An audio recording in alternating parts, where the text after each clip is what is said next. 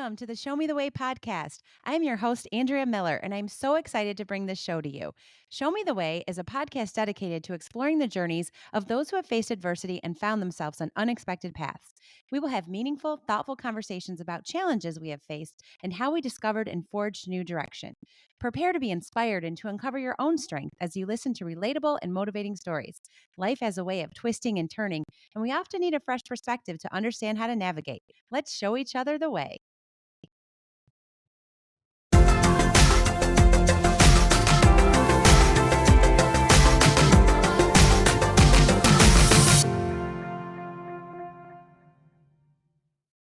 This week marks a very special milestone, the 52nd episode of the Show Me the Way podcast. When I launched this podcast last September, my goal was to release a new episode every single week for a year, sharing perspective, encouragement, and proof of what consistency can build. Today, I'm beyond grateful to celebrate that with all of you. For this episode, I had the honor of sitting down with not one, but two incredible guests, Bryan and Danielle Docobo. This remarkable couple has faced life's toughest challenges head on. Just over a year ago, they endured the unimaginable, the loss of their younger son to an extremely rare medical condition, the very same condition their older son is also living with. Through courage, reflection, and faith, Bryan and Danielle shared their powerful story of love, resilience, and perspective. Their openness is the epitome of what the Show Me the Way podcast was created for, and a reminder that God places people in our paths for a reason. As we close out season 1 and step into season 2, I want to thank you for being part of this journey.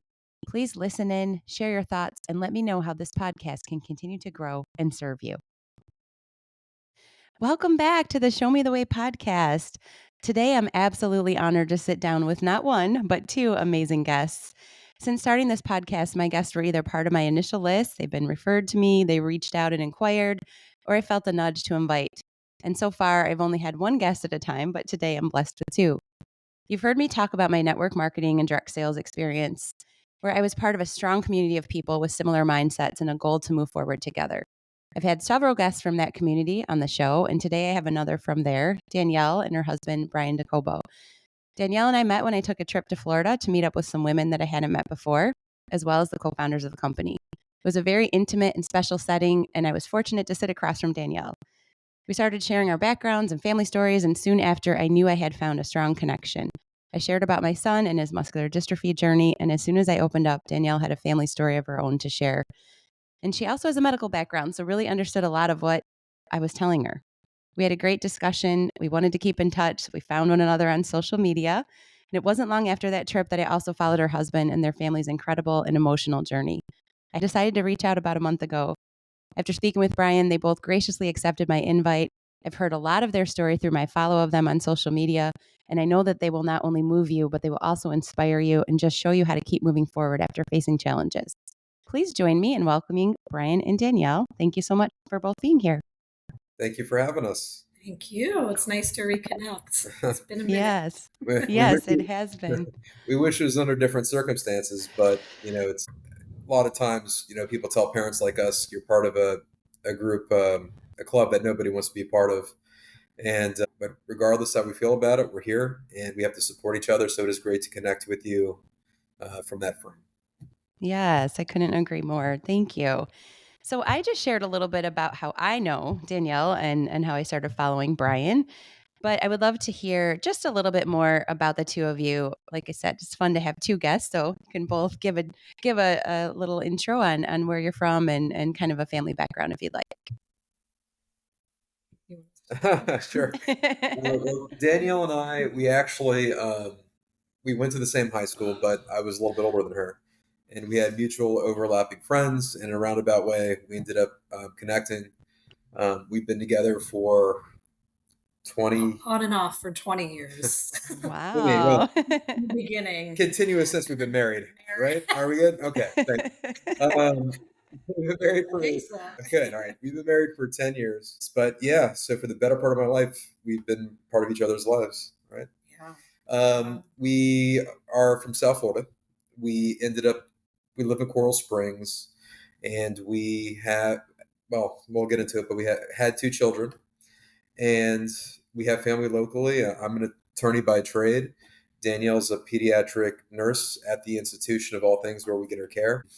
Obviously, as we've gone down this path that evolved to different types of life obligations and endeavors, which I'm sure we'll get into. But we're just we enjoy going to the beach. We enjoy spending time with family and friends. Um, just want to do all the things everybody else does.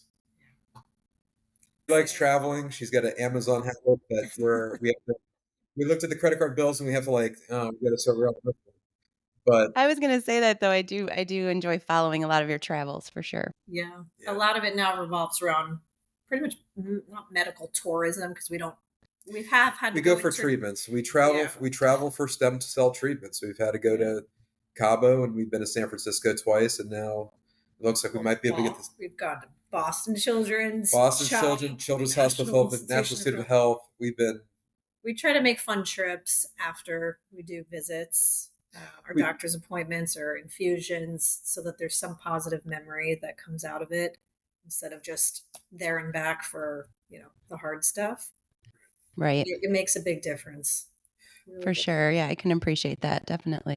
Well, yeah, I know we'll get into more details about kind of what you're both alluding to. And I want to give you both opportunity. And yeah, like I said, just whatever is on your heart. I started the Show Me the Way podcast because my younger son, like we talked about in the intro, has Duchenne muscular dystrophy. We used to go to Chicago for infusions. So I totally understand what you're saying. Media and saw what you did to get this very serious treatment there and all the expense. It's not easy. It's a labor of love. Yeah, you can definitely relate to that. So I just always knew, and I'm sure you can understand this too, when you start talking, when you start sharing your story, then people come out from everywhere and say, I've been through that. And what you and your family are dealing with, I think, is more rare than what Nathan, my son, is dealing with. So there might be maybe a larger community, but even if it's not exactly what he's going through, it's amazing how people will come out and share their stories. And I think, I don't know about you guys, but when I was younger, it was like, I didn't hear anything about anybody dealing with any kind of medical issue. No, nothing. It's just, and what's interesting is when we're in our situation and we have nothing to lose, so we just put it all out there. A lot of people come back to us, and there's power in vulnerability, and there's a healing process, and we're not alone. Matter of fact, we're endeavoring to even do more to unite the rare disease community or child medical care community to create a stronger force. While it is awful that's what's happened to our children, we are in a time and space where medical advancements and breakthroughs seems to be happening weekly. Just last week, there was a gene edit done for a fetus that was supposed to have Down syndrome with the additional chromosome. And through gene editing, they repaired that child, and that fetus will grow to be a child and have a normal life. So this is stuff that's been unheard of. They've cured sickle cell anemia within the last year. We are in on the precipice of many breakthroughs through the collaboration or connectivity of what we're learning from the Human Genome Project, not connected with AI, connected with better understanding of stem cells and gene editing. All this is we are in a very interesting time in human history. Of course, if kind of wish we were a few years into this, instead of being the groundbreaking ones, but somebody's got to do it, and if it's somebody, then it's got to be us. Then so be it. Yeah, it's a great perspective for sure. Right. So yeah, I mean, I guess, do you want us to share a little bit about the disease or? Sure. So like I was saying, like you start talking and then people, reach out. So I do believe everybody has a story. I think Bryan and Danielle are going to share with you that they're dealing with things that many of us haven't had to go through because it involves their children. So yeah, I would love to hear, and I'm sure the listeners would like to hear more about the disease. I had never heard of it. I don't know anyone that has been going through it except for you and your family and your boys. So yeah, a little bit of education and just more information. You're probably completely like geniuses on it now. You probably know more about it than you ever wanted to know. So yeah, share a little bit about that and just I like to hear perspective, what you've learned from it, things that you're doing, and I'll just ask questions along the way. Well, first off, just to address point is that, yes, for your listeners out there, for anybody that's walking this path, share your story, talk to people, put it out there, put it on Facebook, go to the mountaintop, yell it, because you're going to find people that are create a wonderful support system, but also you might find people in the very same space where it can make a difference for your child. And we know it's scary. We know it's tough, but just find that inner strength to take just that next step. And if you take the next step, there'll be another step and another step. And that's what we did. And people reach out to us based on our vulnerability, and we're able to help them and, show the way. Do you want to tell a little bit about the disease? Or? Yeah, so it's an ultra rare disease called Coates Plus syndrome, COAT plus. It was named after Coates plural, COATS plus. Yeah. It's a life-shortening neurodegenerative disease. Like anything, it falls on a spectrum of severity. My youngest son, Ethan, passed away at 4 years old from complications from this disease. He was also preemie and had other compounding issues, but most kids don't live past their second decade. 20s seems to be, give or take. I would probably say, so one thing we notice with this particular disease is something we're trying to figure out. There seems to be two different pathologies. One seems to be more common, the other one is less common. The less common track, we have people that have Coates Plus that are attorneys and living until their early 40s. Very few, though. Very few. The more common pathology is one that is neurodegenerative and ultimately manifests with death in the really between 13 and 16 kind of range. I think it's generous to say that it would be more towards the 20 side of it, unfortunately. A hallmark of the disease is premature birth and low birth weight.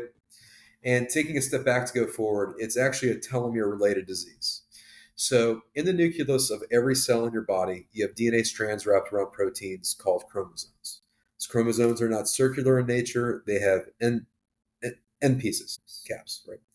So similar to the plastic tip on your shoelace that protects the integrity of the shoelace, the telomere is the protective cap of your chromosomes. In a healthy person, every day you have millions of cells that die off. The reason we're still here is because of cellular division. Every time your cells divide in a healthy person, the integrity of the telomere becomes shorter and shorter. Eventually, the DNA is not as good getting passed down from one life cycle to the next. This is one of the hallmarks of aging. It's why we get white hair. It's why we get wrinkles.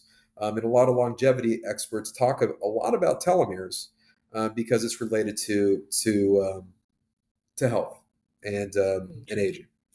The CTC1 gene is a gene that plays an important role in the maintenance of telomeres. And unfortunately, that's where we have the genetic mutation. So our kids' cells are dying quicker, and it's showing up in different areas.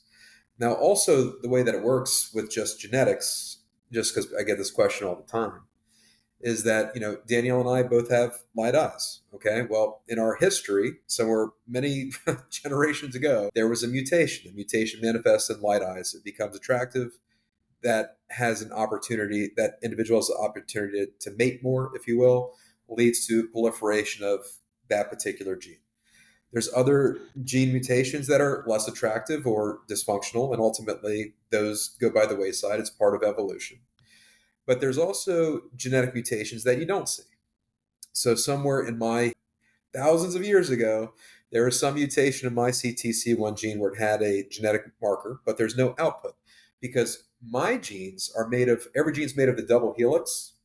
One of my double helixes has a genetic mutation. The other side, which is a copy, does not have that mutation. So I don't have Coates Plus.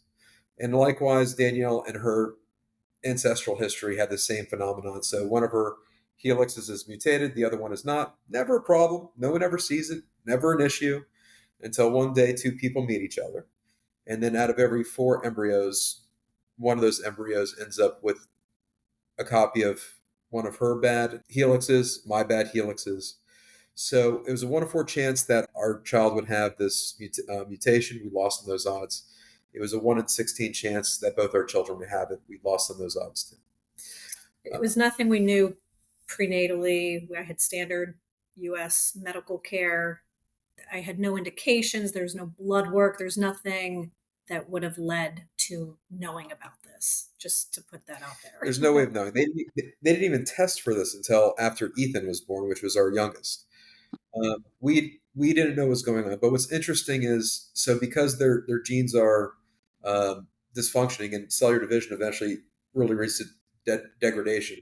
When a woman is pregnant, they create not only the child, but they also create the placenta.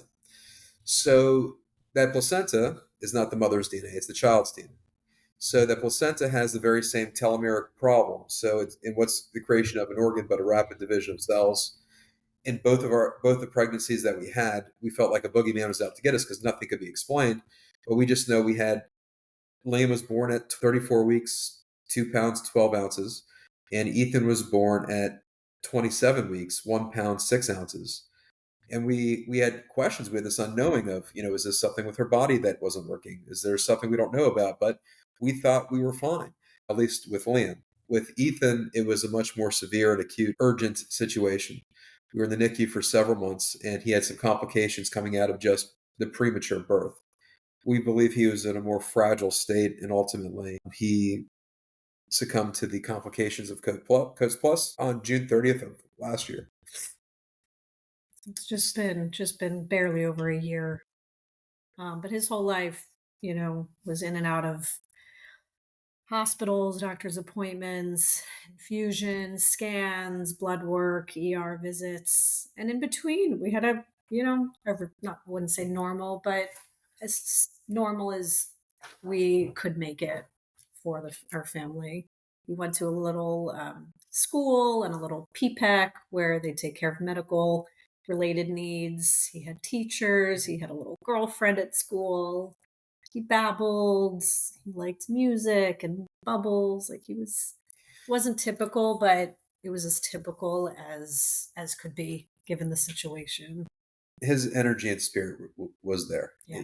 While he couldn't communicate verbally, he made noises, and he felt your vibration, and we felt his. And he had a personality. Oh, he was all there. It was just he didn't have the earthly body to communicate in the way that we communicate. But he left a deep imprint on our lives. We love our kids, and there's a grieving process with each acceptance of a shift in some sort of hopes and dreams and desires for your children. And I'm sure you felt that at some point yourself, but you love your kids. I think I've mentioned this on the podcast before, but as someone that really helped us at the very beginning. I mean, I'm sure you felt like this at the very beginning, like, where do we go? Who do we turn to? We have questions. Is there anyone that can help? And as we kind of talked a little bit about before we got in here, community and relying on others and finding people that remind you you're not alone is huge. And so there was this woman who was an angel to us at the very beginning of my son's diagnosis. And she talked about the grieving process, and people would tell her things or ask her things about it. And I just never liked that word because I thought, I don't understand. Like, our children are with us. But you're very right about it. It's what I'm trying to do on this podcast. You see a path and all of a sudden you have to be on a different one. So I don't know if grieving's the right word, but we use it because you're saying goodbye to that one path and jumping on another one. Yes. Go on. I was just going to say anticipatory grief with Ethan was strong because he barely made it out of the NICU. I mean, really touch and go for 2 weeks, emergency blood transfusions, ventilator. We had palliative care talk to us about withdrawing care for several times, and it was on the table. And the 4 years we had with him, I feel like I'm able to manage a lot of this better than some people would expect. Is those 4 years were all bonus to me. I never thought he would make it out of the NICU. So when he did, I'm like, I had to readjust again because I didn't expect him to. And every when we found blood in his stool, when he had nosebleeds, when he used to be able to sit up and babble and then couldn't. It was a constant readjustment of your expectations. And then you're like, what is this? There's always this anticipation of the end before it's even here. That's just how the human mind is, even though you try to live as presently as possible, which it did force me into that radical acceptance of just this is how it is at this moment. But those 4 years were all bonus to me. And I think that's how I'm able to, And, get through a lot of and it. one thing that should be shared is that we actually, in the NICU, Ethan had a seizure, prolonged seizure, and he was so fragile at the time that we did make the decision actually to withdraw. But we did lay me down to sleep. They go and they take pictures and they take a sound of his heartbeat so you could lay it to music. And I think that was probably, well, I've had a lot of pretty bad moments, but that was probably some of the toughest days of my life.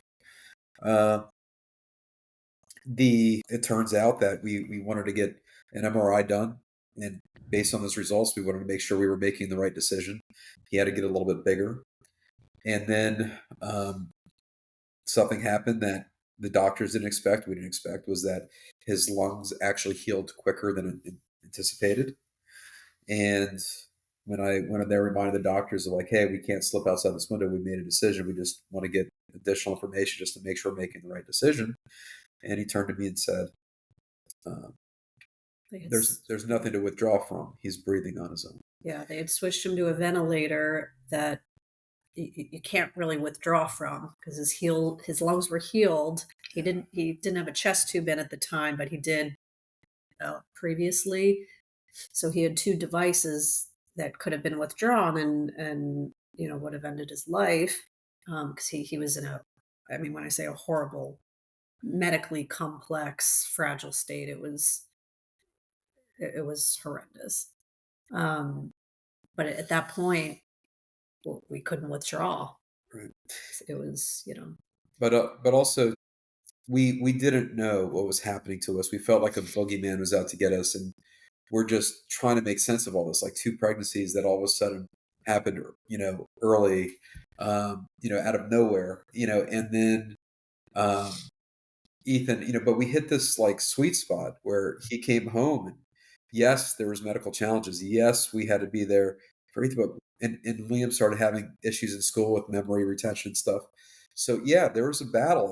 It's been hard. We didn't know what was happening until Liam had a full blown grand mal seizure, and that was a probably the most terrifying things I've ever seen in my life, to see your child in that state.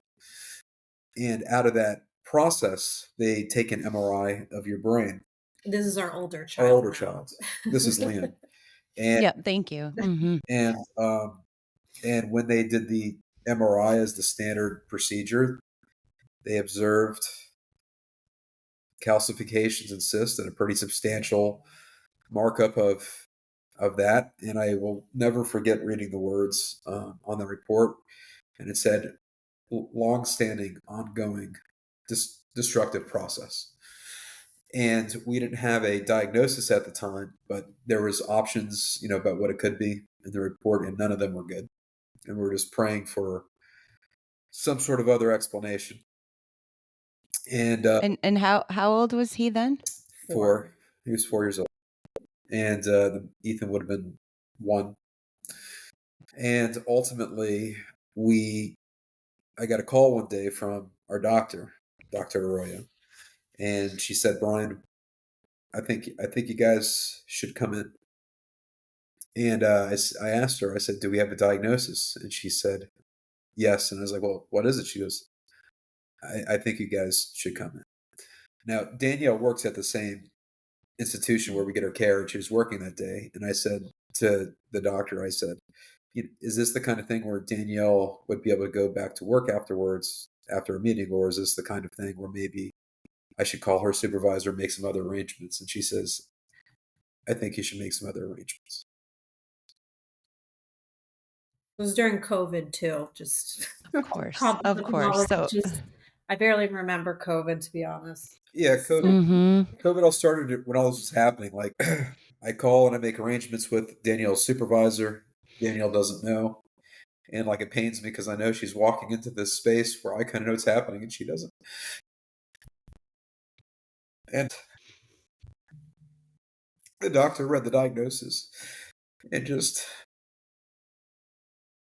as a father, I had to be the strong one. So my attitude was like, if we define it, we could attack it.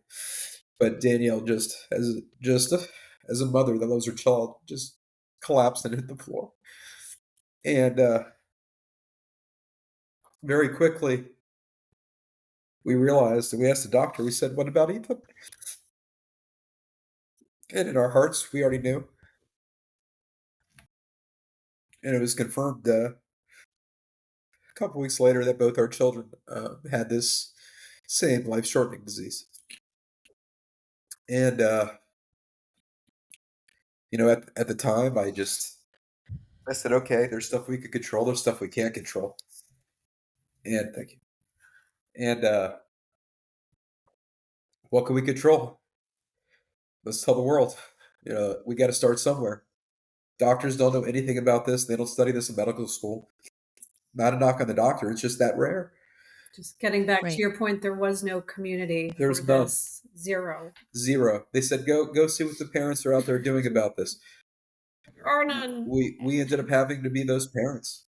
Yeah, we created the foundation of a community on Facebook, a website, a foundation. Yeah. I don't even know what else. The first but- Facebook group we started going on all these different apps to see if anybody's out there. It's almost like you're in outer space and you're a spaceship and you're like sending messages out to hope to get a bounce back. And darn it, we got a few. And I mean, you were pioneers. we had I mean, yeah, we had to be, and there was every parent I spoke to said I thought we were the only ones. And we started the first Facebook group. We're realizing the community is larger. This disease has only been understood since 2012, when Dr. Yana Crow of Edinburgh, United Kingdom, linked this genetic mutation to this particular disease. And we're in contact with him too, because when it's your kid, you just start reaching out. I mean, I'm an attorney by trade. I'm not a doctor, but my weekends were spent reading these medical journals. This is before ChatGPT, which is like the cheat code now. And I'm trying to make understand these things. And we ended up finding a study that led to a drug for off-label use that we're using to battle some of the bad manifestations of the disease. We went to Boston Children's Hospital in Philadelphia, National City Health. Nobody knows anything. I mean, the best they could do is, hey, do you want to put your kid in an observational study? So you could basically watch my kid deteriorate to maybe help some kid 100 years from now because we're not doing anything about it. That's not good enough. And you know what? Damn it, we might lose this fight, and we might lose both of the fights. But we have to fight. I cannot believe the that both of you took all of this. And I know I'm not gonna say, "Oh, wow, you're amazing." Like, I could never do that. I know we don't like when people tell us that, because when your children get some kind of diagnosis like this, when your family goes through this, you do what you have to do. You love your children, you do what you have to do.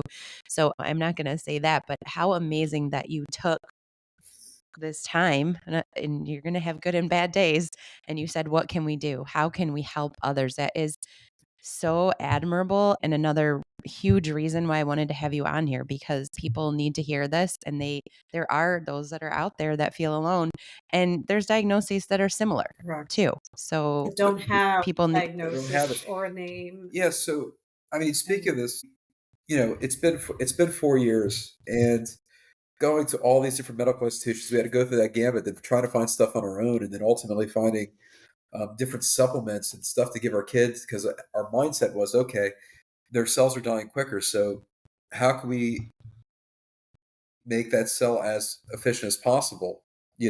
So we're giving them all different types of supplements.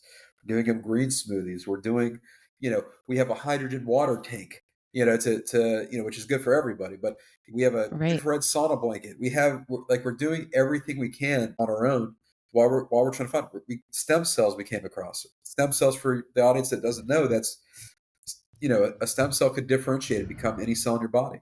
So we're taking stem cells that are healthy structure, injecting them into our child to create some healthy functionality throughout his body. We're learning more about this. This is still in the expansion age of stem cells even. And also just to kind of give a little bit more of an understanding of the diseases, that depending on what cells are dysfunctioning, you're going to see certain outputs. So the endothelial cells that line all the veins in our bodies, they have some important functions. One function is angiogenesis, the creation of new blood vessels in your body.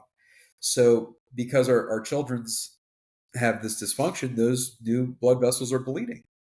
And in the eyes, it leads to swelling in the eye, retinal detachment, blindness. In the brain, it causes calcifications and cysts. That's what we saw in the MRI. And it ends up leading to GI tract bleeding, which is fatal, and that's how we lost Ethan. So while the Avastin, which we had to fight for, we have insurance to cover it, which is great, gets rid of the bad blood vessels, it doesn't, it's not a cure. So that's why we're looking at other areas. Another important function that the endothelial cells have is the creation and maintenance of the brain-blood barrier. That's where if our body gets sick, our brain doesn't get sick because of this protective barrier. In other, by the way, this is me researching this, by the way. Other endothelial diseases, it shows that when there's dysfunction, there is a collapse of the brain-blood barrier, and the output is a leukodystrophy. Because we're trying to understand why that white matter of the brain is just getting destroyed, and which leads to motor skill difficulties, other types of functionality problems. So with the stem cells injected in his veins, the idea is that it could add healthy functioning to the endothelial cells, because the differentiated cells in the body have some healthy brain-blood barrier activity, ultimately the output being maybe being able to keep what we're losing while we're trying to develop a gene therapy.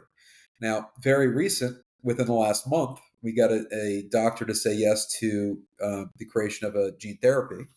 I mean, we do have to raise a substantial amount of money. We have to raise $100,000 really as soon as possible to begin that therapy. So we have a actually virtual 5K August 23rd, and we're trying to blast out this as much as possible, just get in front of, maybe it goes viral, and we could hit our goal of raising, it's going to have to be $5 million. But that's not all at once. We need that in stages, because there's mice studies, other things that need to be developed. But this is just all part of it. Now, to your point, we're talking about community. How many people it affects, the steps that we're taking? Well, when you see these gene therapies that are taking place that are saving kids nowadays, and we're in this breakthrough moment. There was a case out of Children's Hospital of Philadelphia where they made a specific gene edit for one child. Well, but this is what happens. There's something wrong with the blueprint, right? There's something wrong with the DNA. The RNA goes and grabs that, goes to another part of the body that puts in that blueprint, and the output is a protein. Well, you could have a bad protein that only affects the liver. You could have a bad protein that only affects a different area of the body. What makes our situation complicated is that the telomere is in the nucleus of every cell in the body. So when you're dealing with gene therapies, there's two components. You have, what's the actual therapy? Is this a gene edit? Is this a gene addition? You have the design of it. But then the second part is you have a vector. And a vector is a delivery system. And that's, the bone mass is not the same as the muscle mass. It's not the same as the brain matter. Now, all of a sudden, you have to find different delivery mechanisms to get through the rest of the body. So with our particular foundation, the Coats Plus Foundation, we've actually just filed a DBA to call it the Vector Project. The Vector Project is something that we're working on now, because this isn't just about Coats Plus anymore. This isn't just about even telomere-related diseases. This could affect the entire rare disease community. It could affect even age-related diseases, and the longevity community would have a substantial interest in developing this particular technology. And the idea is the Human Genome Project, which was a collaborative effort to map out the human genome. I see the Vector Project as not being dissimilar, but in the area of focus of developing these different delivery mechanisms. Because if we could crack that code, it could change the world. So what we're endeavoring to do, now that we just recently got this information about what the next steps are, is that we're trying to connect with, maybe you have other listeners out there that are in development of a gene therapy. And there needs to be open cross collaboration among doctors. And hopefully they're not operating in silos. I'm sure professionals reach out and have conversations. I'm sure there's other incentives out there. We live in a capitalist society. That's understandable. We want to get paid for our work. But we also have millions of families like ours that are just in a crisis mode, and we are on the clock. We don't have time. So if there's a way to connect the various parties that are developing this technology nationwide and worldwide to really streamline this process, we would be doing a service to humanity. And That, and it's very different. Obviously, the disorders are different, but gene therapy is in place and trying to move forward for the Duchenne community as well. There's a lot of similar interest. A lot of what you're saying is very similar to what the organizations are trying to accomplish within the Duchenne world as well, to figure out the appropriate vector to make sure the patients are not going to reject the vector when it does come into the system, and to make sure that the whole idea is safe. And there have been some mishaps, there have been some issues that have stopped the progression forward, but gene therapy is huge within the Duchenne world too. So you're right. These organizations, you hope that they're discussing, talking, working together, and doctors are understanding that it's not just one disease. yeah, and I think also is that trying to find a delicate way to say this, but I could speak because I've loved it. We need to empower doctors to where they're not scared. We need to empower doctors where they're not worried about, oh, this went wrong and now my reputation's tarnished. Look, this is the reality of the situation in the rare disease world. I'll compare it to this. You know, we live in a home. Let's say we're at war and we're getting shelled and we're locked up in this house and there's a Humvee outside. And we know what's going to happen if we stay here. And we know we are taking a risk if we go outside this door. But the only way we can make it is if we get in that Humvee and we get away. That's the only shot. So it's when we're dealing with these different communities. Some gene edits aren't going to go well. Some are going to be horrible. That's going to have a deep impact on those parents. But the progression of the technology will be jolted forward, and we can save generations of children's if the parents that are willing to take those steps and say we're going for it, we got nothing to lose anyways. You know, we are doing a service to the world. We're doing a service to humankind. So but we also need to empower doctors where it's not all this red tape and this fear and this and that. It's like, come on, look, if we do nothing, my kid's going to die, and he's going to die young, and he's going to degenerate. And we got a shot if we just go for it. So we do need to create an atmosphere for doctors too, where they feel safe to be able to take those steps. So I just appreciate that. First of all, explanation and education, because that's one of the many things that inspires me about the two of you, that you are educating and you are taking your grief and you're taking all that you've been through and you're expressing yourselves and you're being vulnerable and you're educating people, because so many people do not know anything about what you're talking about. So to share that with the listeners and to do it in such an appropriate way, like, I really appreciate how you speak the message, and it means so much because it's not just your community. There's so many people out there that will relate and will like what you're saying. But I do want to step a little bit back just for a minute. Danielle, you talked a lot about Ethan, and I appreciate you sharing, both of you sharing what he brought to his little short life and the joy he gave you.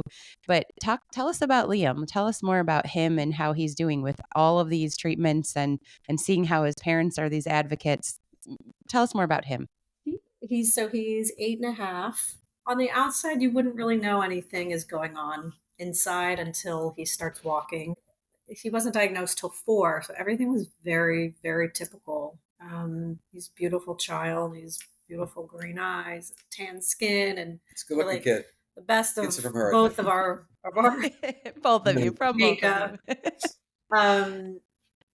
So he's aware that he is different, so to speak. He's in a mainstream second grade class where he's pulled out for help with reading and math. He's developmentally delayed in a lot of ways, but he's very social. He's well liked among his peers, according to his teacher. He likes typical things. He used to be a huge Spider-Man fan for years, and I mean, we have 10 costumes. Now he's into wrestling, WWE wrestling from like the 90s. My doing. So Hulk Hogan was a big deal for He doesn't him. know yet. He Oh no. Well, so a problem that we are having is so number one, Liam doesn't know he's sick. he knows He knows he's different. He doesn't know, but what he does know, he lost his little brother. So there's a whole grieving process he's going through now too. And right now, this is part of his grief, and I'm not sure if we're doing this the right way or the wrong way, but put it this way: if he learns, which he will at some point, that Hulk Hogan recently passed away. If he learned Hulk Hogan died, Liam's reaction would be happy. He would say, "Oh, he's going to be with Ethan." When we watch the Avengers movie or Lion King and Mufasa dies, he's happy because he's like, "Oh, Mufasa could be with Ethan." He likes to pause the movie at those points so that can just be the story. And we go back and forth with like entertaining that idea and making sure he knows that it's just a story. And we kind of like have tried out both ways, and there's no right way or wrong. He doesn't want to see the Avengers come back. When Thanos snaps, he's happy. He's like they all could be with Ethan. And so he processes his own way. And he tells us when he's sad or when he's thinking of Ethan. We look at pictures and videos, but like an adult, he doesn't dwell on it for hours and hours and go down the rabbit hole. And like I learned from him, like you can have moments really briefly and then keep going. And that's it. I think you're right. There's no right or wrong way. And you have to just move forward the way that you feel is best within your heart. And you know your child better than anyone else. So I say that's awesome. Like they can only take, I mean, children, they think so differently than we do. And you know what's best at that time. So that's how that's how my husband and I have lived with Nathan. It's like when he was 4, we would tell him something. When he was 6, we would tell him, it was like little tidbits at times. And really there's still things that we haven't had major discussions about, but that's okay. He just takes things in as they come up. He asks questions as they come up, and just creating a comfortable, safe space, I think has been the most important part.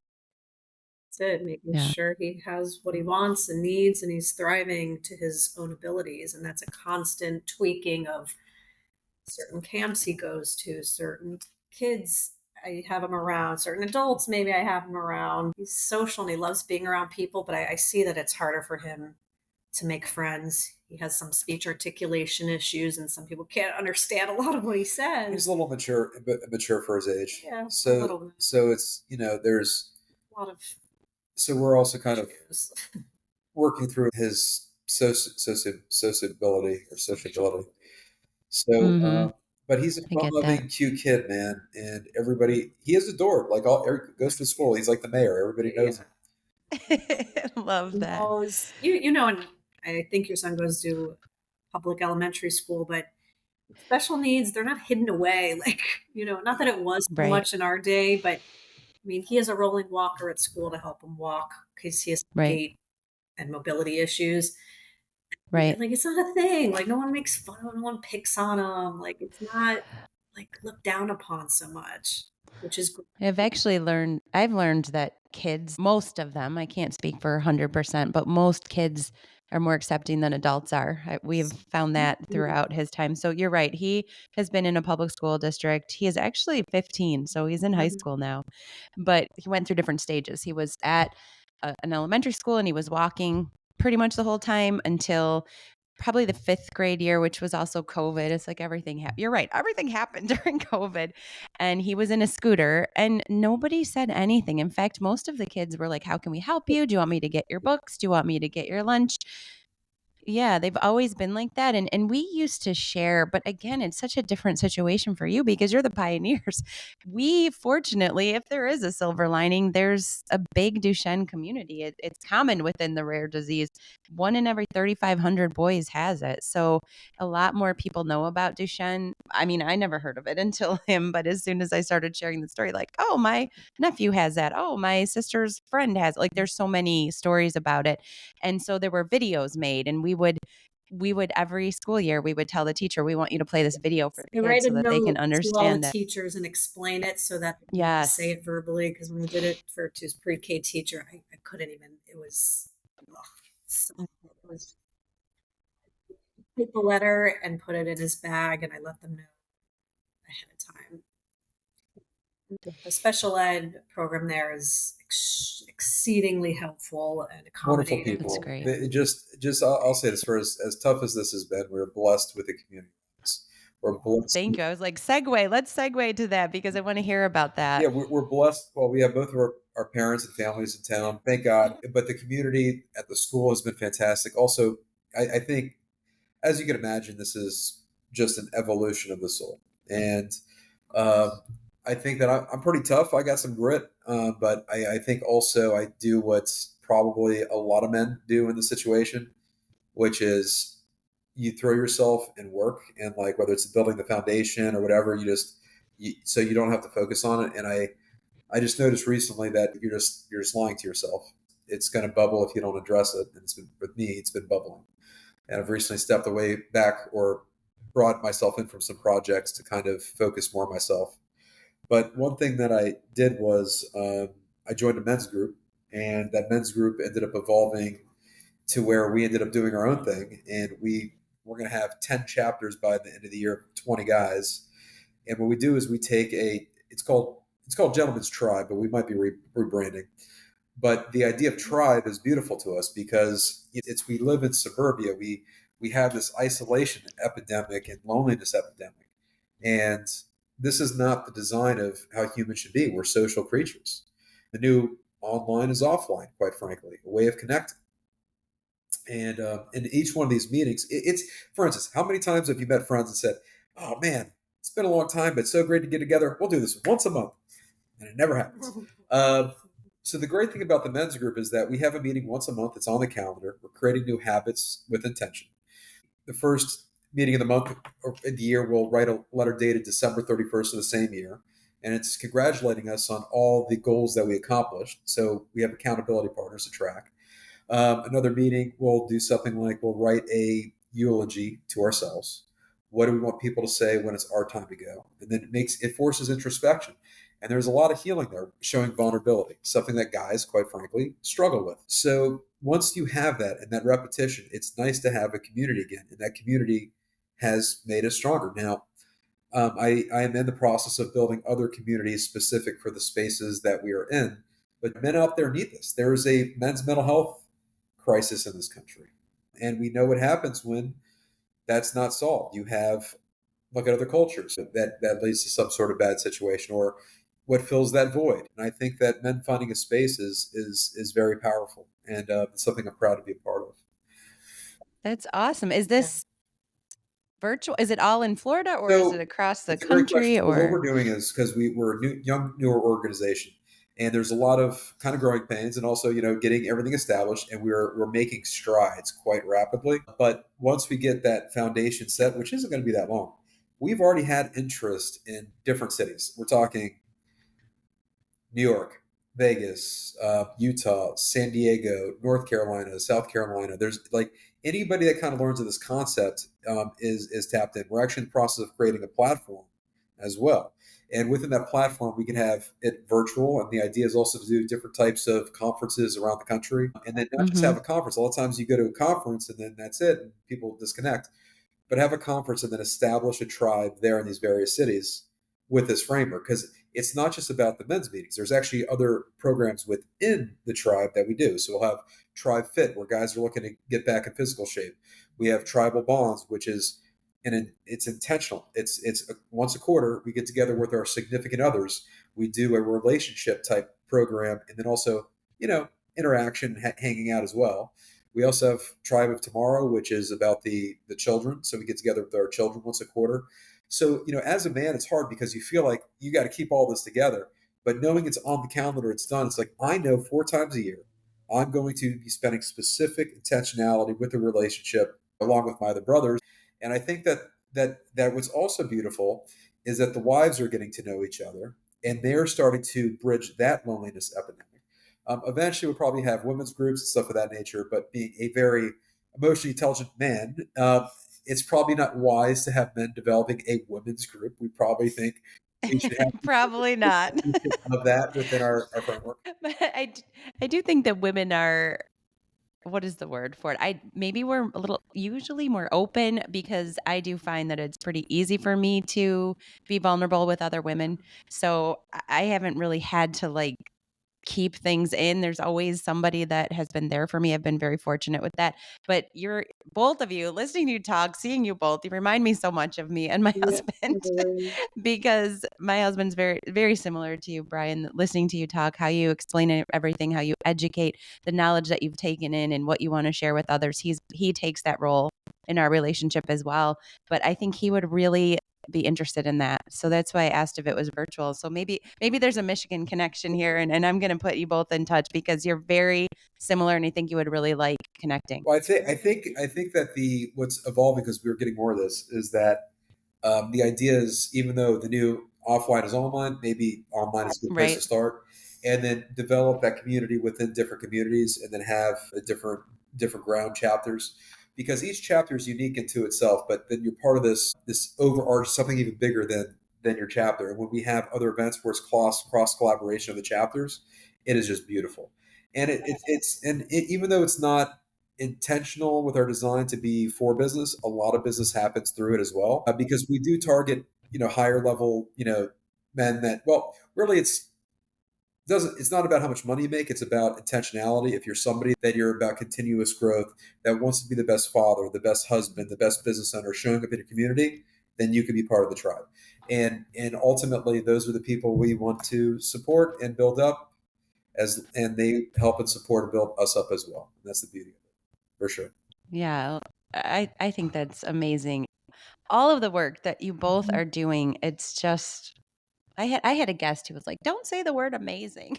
But it's like it's hard to think of another word because it's just wow, like it's so great what you guys are doing. You need to know that even though you have hard days, keep doing this because people need you both so much. The way that you speak about what you've been through, so you're just filled with education and just awareness, and you have so much in both of you. You have such gifts, and I don't know how much faith you rely on, so I don't want to necessarily jump onto that. But as you were talking about both of your boys, but Ethan especially, those 4 years, the bonus time you had with him, like it was all for a purpose. And I hope that you can find that even in your hard days, that you know that what you've been through is so purposeful and what you're doing for others is the same. And the impact you're making on everybody is just, it's unbelievable. And I pray that you both continue to feel that, and that these foundations, which again, I don't want to take up too much of your time. So there's a couple things I want to touch on before we stop. And one is going to be, again, it's the Coats Plus Foundation. I'm going to post this in the notes. I'm going to talk about this gentleman tribe. I'm going to make sure that our listeners see that there's these things going on. And then, yeah, share the virtual 5K details, because even though this episode may drop after August 23rd, I'll have to look at the dates. We're still going to talk about it in our community because there's a lot of people that are going to want to support both of you. If people go to our codesplusfoundation.com, I Okay. mean, I feel like we could sit here and talk for hours, because when you touch upon the spirituality, there's actually a very deep connection there with us, and also a lot of material to discuss there. But maybe there'll Yes, be part two of definitely. this. We'll see. Maybe there will be. But the other thing, since I have both of you on here as a couple, Yeah. I just want to quickly touch on, you kind of mentioned it a little bit. It seems like you both have helped one another, and it seems to me that your partnership is strong. Hopefully that's the case. That's definitely the message you're putting out there. So I just want to, before we go, just would love to hear a little bit more about how the two of you have kept your marriage strong and kept this partnership throughout all of this. I'm sure there's been good and bad days, but would love a tip or two, because all of us, especially those with children with You special want to take needs, this it's one? like how do It we was keep that? it's funny, like we sit here and we smile, and it was not always like this at all. There were Right. many moments where divorce came up several times, and then like you take a step back and you're like, neither of us wants to do this alone, or really can or should be doing this alone.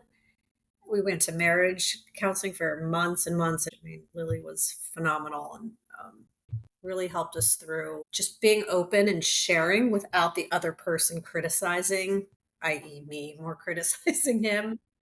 There's levels and layers of resentment that were there that had to be dug through. Because I knew what he was doing. I mean, he has a law practice, but I knew when he was originally developing the foundation, it takes incredible amounts of time, energy, and attention to do that. And I'm like, where are you? Like, come here. Like, be if we only have our kids for a short amount of time, be here with them and us, and have some memories with us. But in the back of my mind, I know what he was doing, but I couldn't. What's the word? Reconcile that being here in person didn't take more precedence, but that's not the right word. I give more. No, no, I know exactly what you're saying. I deeply resentful, and therapy helped big time. And after Ethan passed, I mean, yeah, a lot of the pressure was relieved, even though I would do anything to have him here. But, well, I think that, so I mean, we have to give grace, right? I mean, I'm a Yes. father. She's a mother. She grew these children inside of her, and I think that there was times where there's this very wounded energy, and the direction it was going towards was the person that was fighting for her and the kids the most. And and there was times where I really had to just eat it and just take it, because I understood what she was going through. And I think that what really made the feeling of like I couldn't step away because then my kids would have no chance. And we had some very ugly moments.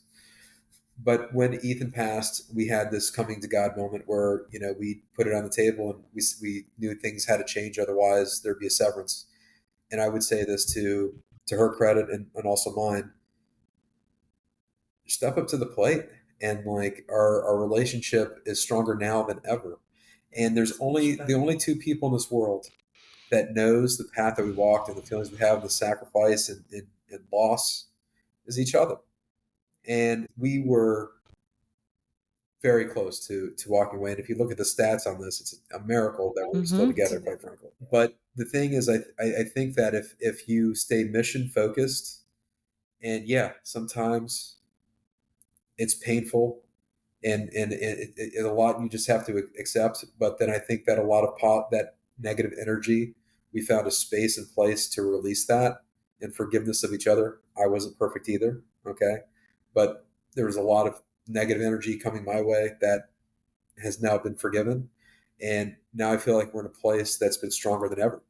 So it's possible. It's possible to be on the. It is possible. Yeah, it's possible. Well, I think, I mean, yes, grace is the perfect word. Both of you, as you look back, when you are vulnerable and you share these moments, give yourself grace, because of course you're going to have all of these emotions. Of course, you're going to deal with it one way, you're going to deal with it another. And it's really hard to come together and continue to be partners. I love what Danielle said about, I don't want to do this alone. We don't want to do this alone. I think that's what I always go back to. And when people ask me about my marriage, I'm older than you guys. I think I've been married for 24 years, and my husband and I we're getting closer to 50 over here. but we've fortunately grown together, because boy, have we had our moments as well. No marriage is perfect, even those, the ones that haven't been through all that we've all been through. And just continuing to trust him as a partner, because that's what we need in this life, and that means more to me than anything else we've got going on. I always go back to that. And it's crazy because we both think so differently, and something like this happens and you address it one way and your husband or wife addresses it a different way. It is hard to come together. So please give yourself grace, and be grateful that you both stepped up to the plate. I think it's very admirable.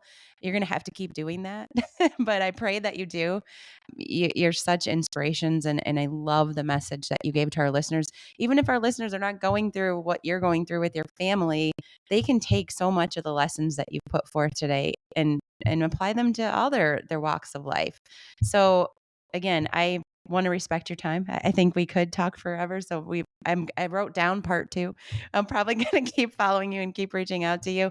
But before we end, I would love for both of you to just share one piece of perspective that you think our listeners should take from today's conversation. I would say this. I would say you can't do everything all at once. Give yourself grace. And it's just focus on what's in front of you. Somebody said this to me. It was my sister's mother-in-law, in fact. She said, just focus on what's in front of you. It's one step at a time, one day at a time. Just keep moving forward. And when you find yourself in that space where you're not in the now, in that present, and you're getting too far ahead about all the horrible things that could happen, or you're looking back in the past and all the pain, bring yourself to the present moment.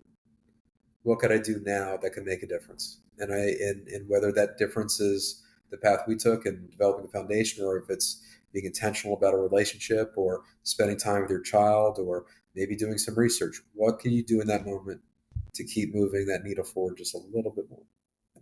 That's what I would say. Yeah, that's a good one. That is perfect. Danielle, do you have thoughts? Yeah, it seems so obvious, and you hear this all the time. Well, I listen to a lot more podcasts now, so maybe I'm more focused on it. But like the two can coexist. The really depressing, sad, hard, heavy diagnosis, divorce, or death of someone, are the big three that really change people's lives. And you can have that and still coexist with joy, happiness, excitement, adventure, and fun. It does not have to be all or nothing all the time. It can be both in the same day or in the same hour. You could visit the pain, but you can't live there. Yeah. Yeah, I love that. What great advice and perspective. And again, not just for people that have dealt with grief or with children illness. Everybody should take what you both said and really live by that. We just don't know what tomorrow is going to bring. None of us do. I mean, I think about it all the time. We could talk to our kids and say, you have this diagnosis and your life may not be as long as others, but we can also say that about ourselves. You know, our last day could be tomorrow. We really don't know. So just keeping those pieces of advice and that perspective in mind, all of us, I think it would just make this world such a better place if we all kept those things in mind as we walk through life. Back in mind, these little tidbits really help when you hear them over and over from different platforms and podcasters. And it's like, just live by, just try it. Just try it. Yeah. That's all I got. No, mic drop, pen drop. I don't know. Like both of you, I can't thank you enough for being vulnerable, for sharing your story, your tears, everything with me. Again, I was very nervous to reach out, especially since what triggered it was the anniversary of Ethan and how I saw that on Facebook and I reached out, I think that day or the next day. And then I was like, how could I reach out to them on that day? But you were both very receptive to me. And I feel like God brings people to my life. I feel like I'm connected with people for a reason. There's a lot of what you said that resonated with me and my journey, very, very different, but also a lot of similarities. So I just knew you were the epitome of why I started this podcast and what I wanted to share and stories that I wanted to put out there. So I can't thank you enough for being here. And also, I really want to help you grow your organizations however we can. We have a very small nonprofit, but if there's any way that we could connect with you guys and try to partner, we could do that in the future. So we have done family fun runs, but again, very small scale, probably not to the level that you're at. But if there's any help I can provide or guidance or anything, I would love to do that. We're younger too, but we have to step into a bigger space to accomplish our goals. And I think that our mission is larger than Codes Plus now. Our mission is more of a broader, a collective cause for what we're developing can affect all rare disease.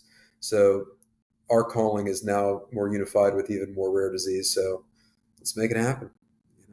Yeah, for sure. Thank you. Yes. Well, we will definitely stay connected, and I'm going to promote a lot of this, all that you shared, obviously when I drop this, but as well as before, so that we can get the message out. So all of the best to you, all of this luck and this hope and faith for an awesome event on August 23rd. I love that it's virtual because you can get everybody involved no matter where they live, and keep doing what you're doing. You're shining your light. You're opening doors for people that thought they were closed, and your hearts are just so wonderful and beautiful. And I'm grateful I'm connected to you both. I can't wait to share this with our listeners and just keep in touch and we'll keep moving forward together. Thank you. That was Thank great. you for having us on. Appreciate you. Thank you for joining me for the Show Me the Way podcast. I truly appreciate you tuning in to today's episode about overcoming adversity and finding your path. I hope it brought you new insights, empowered you with perspective, and inspired you to find joy in your journey. If this episode touched your heart, don't forget to leave a quick review, as it will help us reach and motivate more people. Until next time, keep seeking the light and showing the way.